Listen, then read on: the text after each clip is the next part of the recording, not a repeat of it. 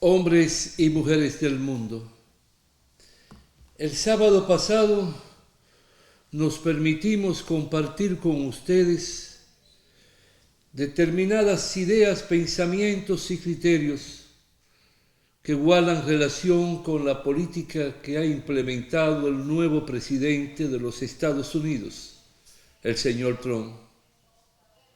Es un derecho que le asiste y nadie está llamado a intervenir en acciones que guardan relación con la autodeterminación y seguridad y posición de otro Estado. Pero eso no quiere decir que cuando atañe a nuestros pueblos, cuando un accionar de un gobierno afecta el comportamiento y afecta de forma directa los derechos humanos de conciudadanos nuestros, estamos llamados a poner los ojos sobre ese accionar y poder detectar cuáles pueden ser las respuestas y las consecuencias para una nación. Tan pronto se afecta intereses, cual que sea su naturaleza, de otra nación, ya a ese país le asiste el derecho de presentar planteamientos y hasta crítica a la otra nación que toma su decisión. Ahora bien, el gobierno de los Estados Unidos no se detiene, ese es un derecho, pero entre ese derecho y coger emigrantes bajo el pretexto o las consideraciones que son criminales, que han cometido delitos, que han robado, que han matado, que han saqueado o han hecho actos terroristas sin prueba, hay una diferencia. Nadie tiene el derecho de otra nación de mandar, por ejemplo, a un colombiano o a un brasileño totalmente amarrado, no con soga, hasta con alambre, las manos esposadas y los pies amarrados. Nadie tiene derecho, ni le asiste el derecho, ni ante un criminal, porque es inocente hasta que sea juzgado y condenado por un juez, tiene el derecho de mantenerlo en un avión o en un cuarto cerrado por más de 4 horas, sin proporcionarle una gota de agua. Eso me recuerda cuando Jesús iba en el Vía Crucis, no le dieron agua, y en una caída un buen samaritano le llevó agua. No se le niegue el agua a nadie. No es lo mismo ejercer un derecho de querer buscar seguridad e imponer el imperio de la ley ante aquellos que caminan, que han ingresado de forma ilegal, y poderle decir: usted no está legal, ese es un derecho. Pero ese derecho no se extiende al maltrato ni a la tortura. Y ese derecho no se extiende a quererlo llevar a una cárcel como la de Guantánamo, donde llevaron a los árabes llamados terroristas, cuando lo del 11 de septiembre de las Torres Gemelas, donde no hay juicio, sino maltrato, azotes, oportunismo de militares en la homosexualidad ante aquellos árabes pisoteados y estrangulados física y anímicamente. Hay una diferencia, señor Trump. Cuando el presidente Petro fijó su posición al negarse a recibir los aviones militares, es porque estaba ya consciente cómo se le había tratado a los colombianos en Estados Unidos. Y Petro fijó una posición enérgica y le hizo ver a los Estados Unidos que él no necesitaba visa, porque no le gustaba mucho Estados Unidos más que determinados sitios y personajes. La prensa y aquellos que cantalean a favor del imperio quisieron hacer ver que Petro después había reculado y se había postrado a los caprichos de los Estados Unidos. No, es un error pensarlo así. Petro le hizo ver la violación a los derechos humanos. Y Petro puso sus condiciones. No me lo traigan así. No son animales irracionales, no son marranos, ni toros, ni vacas.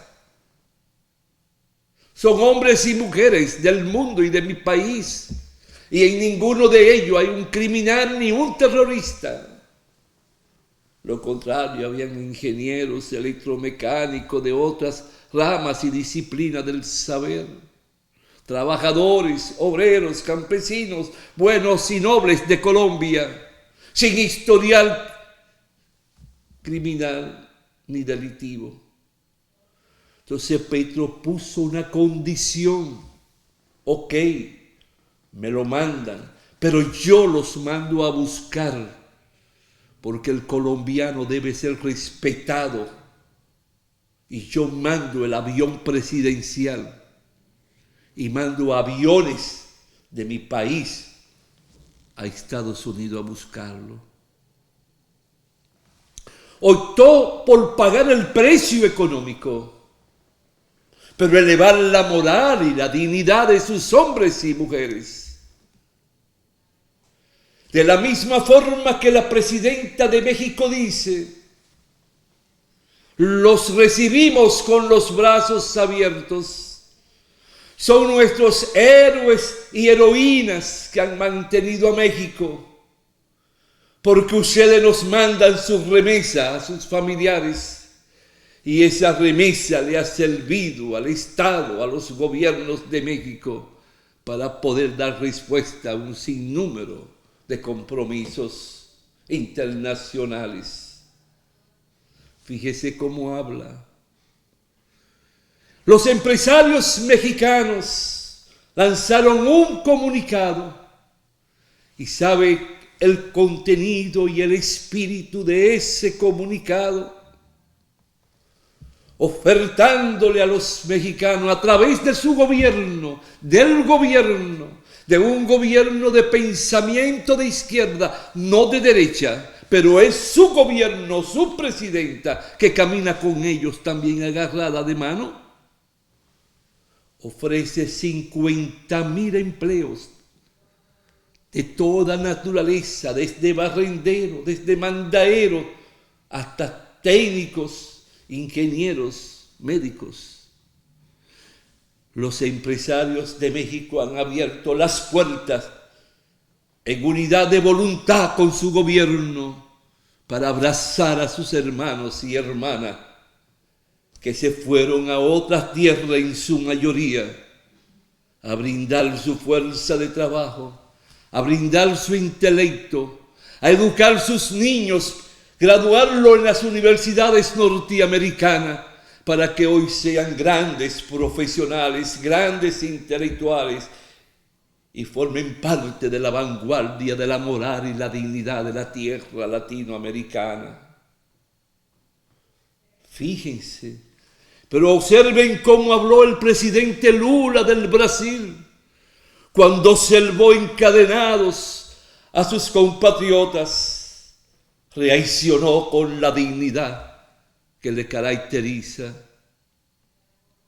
No, América ha ido cambiando. Tenemos gobernantes como el de Costa Rica, el de Panamá en determinada medida, ahora que le dan de frente, ha ido poco a poco cambiando. El de Argentina y otros que se llegan a plegar a los caprichos y mandatos de potencias, pero en sentido general estamos caminando, estamos marchando, estamos andando y accionando en busca de que un día América pueda ser integrada. Pero esos son gobiernos que piensan en los hechos del mañana, en las acciones del mañana. Y desde hoy van buscando respuestas al mañana. Y ahí quiero llegar. Señor presidente, cuando hablo no es para hacer crítica malsana ni perversa. Nunca me he oído decir que fulano de tal es corrupto. No. Pero cuando suena el río, señor presidente, hay que poner atención. Nunca lo había escuchado en esas ruedas de prensa semanal que usted hace. Pero esta última sí escuché parte. Y cuando alguien le preguntó de la corrupción, usted se limitó a contestar, señor presidente, que no tienen, se buscan y que presenten pruebas. Que entreguen las pruebas. No, señor presidente, no basta. Si usted me permite, señor presidente, con todo respeto, le voy a narrar un pasaje de nuestra historia, que lo he dicho y lo he repetido en otras ocasiones. Pero a los pueblos hay que repetirle y repetirle en la búsqueda de la toma de conciencia. Para el 1963 dirigía el aparato del Estado un hombre de cabeza blanca, que usted sabe quién es, señor presidente. Y una funcionaria suya, hoy, con muchos méritos en el andar de su vida y de su historia, era asistente personal del presidente de entonces. No percibía sueldo porque era sobrina del presidente. Era él quien le daba de lo suyo, tengo entendido, del sueldo que recibía, lo compartía también con ella en algo. Y un empresario le dice a ella que hay un ministro de mucha confianza y que tiene su despacho en el palacio, que lo está extorsionando con $25,000 en aquel entonces, en el 63, todo lo cuarto del mundo hoy en día. Pero sucede que al día siguiente el presidente va a una actividad del alcalde de la ciudad de Santo Domingo. Y allí el alcalde también le narra al presidente, porque ya esa asistente le había comentado lo del empresario, le comenta que tiene ese mismo funcionario que lo está extorsionando. El presidente llegó al palacio. No esperó que las pruebas llegaran donde él, señor presidente. No. Designó una comisión de 2 integrantes del gabinete, de los más llamados en la confianza. Eran empresarios y comerciantes, óigase bien. Industria y comercio uno y el otro no me acuerdo si era en finanzas. Lo emplaza, lo conmina que en determinadas horas tienen que investigar el historial de ese funcionario.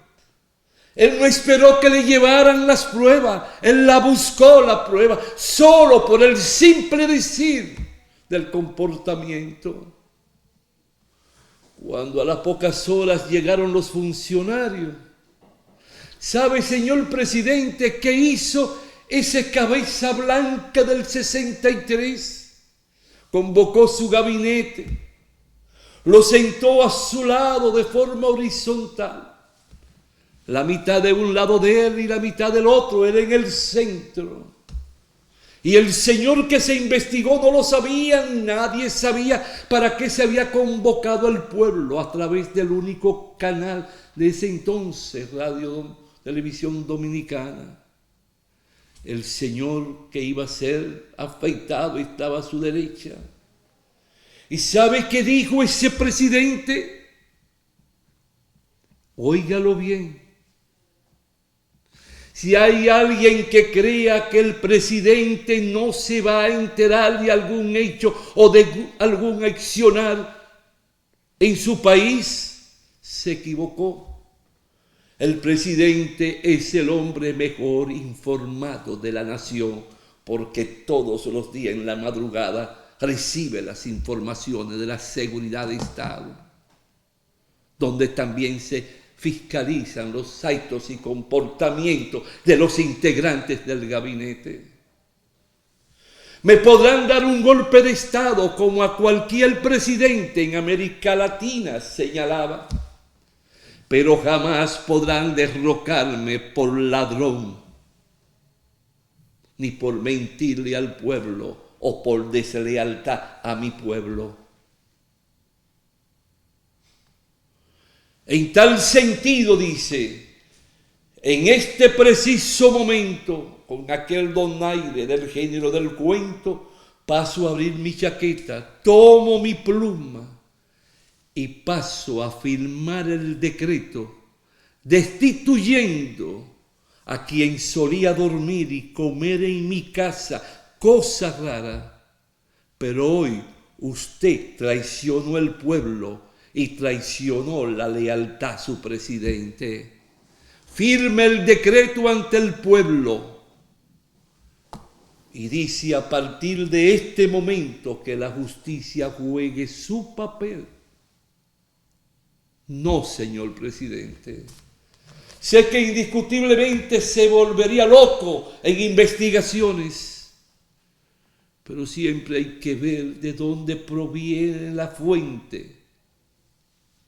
Siempre hay que ver y observar detenidamente, porque el cáncer de la corrupción tiene que tener respuesta. Por eso cuando una nación queda desprotegida por cualquier acontecimiento del mundo, como la guerra de Rusia y Ucrania, el Medio Oriente, la llegada del señor Trump al poder, hablando de aranceles, de deportaciones, tiene que llevarnos a nosotros a buscar respuesta y a tener reacciones de gran sentimiento que expresen la capacidad de nosotros.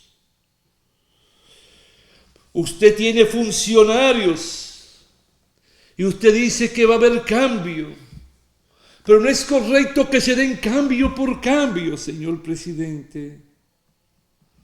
Hay que buscar personas que tengan formación política. No hablo de partidos ni de ideología, sino formación política y un concepto de lo que es el Estado y para qué es el aparato del Estado, para saber cómo se gobierna y para qué se gobierna, con qué se cuenta y con qué no se cuenta, y que se sepa que si va a un ministerio, a una cartera ya sea de educación, de salud, de agricultura, tiene que estar todo consagrado, el accionar en un plan de nación, región por región, pueblo por pueblo, campo por campo, paraje por paraje, sección por sección, de acuerdo a lo que se cosecha, a lo que se necesita, en consonancia con la tierra. Pero tiene que tener agricultura, el plan de nación que su gobierno se haya dado.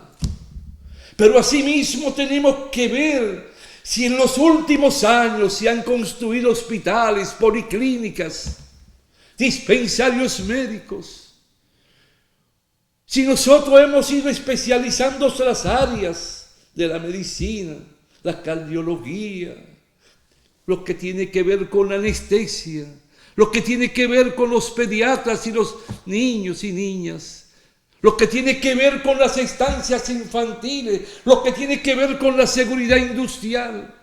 Si cada ministerio tiene un plan a ejecutar y si ese plan está siendo fiscalizado por el ministro de la presidencia, señor presidente, y le pueda dar informe cómo marchan las cosas. ¿Conoce usted, señor presidente, el plan de agricultura para la ganadería? ¿Tiene usted conocimiento de cuántas vacas de ordeño hay en la República Dominicana y cuántas están en estado de preñez y cuántas van a parir y cuántas nuevas cabezas vamos a tener de ganado este año con la reproducción? ¿Lo sabe usted? ¿Le ha informado a alguien de agricultura, señor presidente? Para que usted pueda tener una idea si va a haber carne de res y si va a haber leche de vaca. No olvide, señor presidente, que con carne y leche puede faltar el plátano, el arroz, pero con carne y leche se come y alimentamos. Y tenemos áreas ganaderas, tenemos planicies y montañas de acuerdo al tipo de ganado. Entonces esos funcionarios no pueden ser caricatura de prensa. Esos funcionarios tienen que hablar con su pueblo, visitar su pueblo.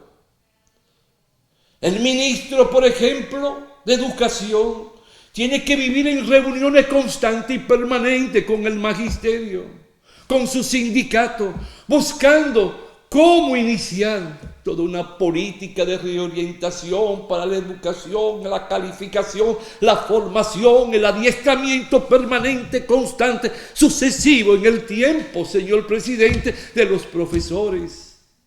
Ver el método que se implementa en la educación, ver si es un método del dogmatismo, de aceptar todo porque se lo digan, o le enseñan el concepto y el principio de cómo razonar, de buscar el porqué.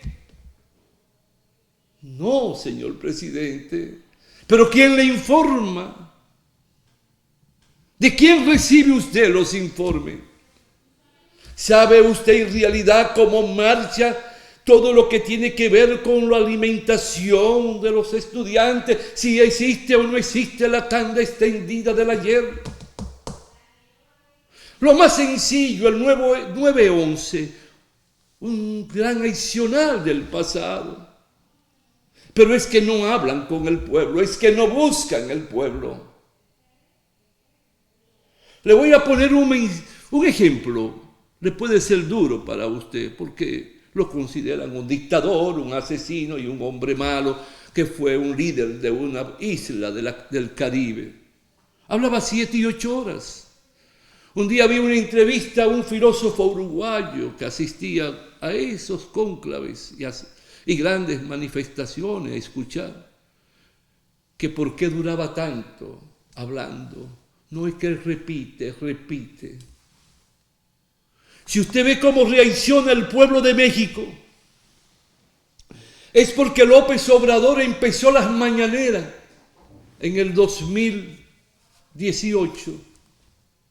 La continúa la actual presidenta, pero es un discurso para levantar la toma de conciencia política de un pueblo que no se deje engañar de una prensa o de los enemigos de la patria que encara la oposición muchas veces, porque muchas veces la oposición quiere que un gobierno fracase.